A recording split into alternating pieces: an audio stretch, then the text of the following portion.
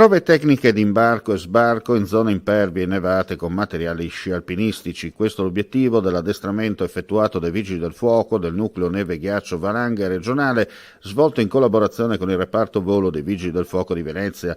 Sono stati 23 i vigili provenienti dai comandi di Udine e Pordenone che, dopo essersi imbarcati alla base degli impianti sciistici dello Zoncolan, sono stati trasportati con svariate rotazioni sulla cima dei monti Tamai ed Arvenis per provare le manovre di ancoraggio sulla neve, la calata e recupero di infortunati, la movimentazione su terreni nevati e la simulazione di ricerca di dispersi in valanga. L'occasione è servita per prendere familiarità con il nuovo elicottero assegnato al reparto volo di Venezia, un AV-139, dotato delle più recenti tecnologie di assistenza strumentale al volo.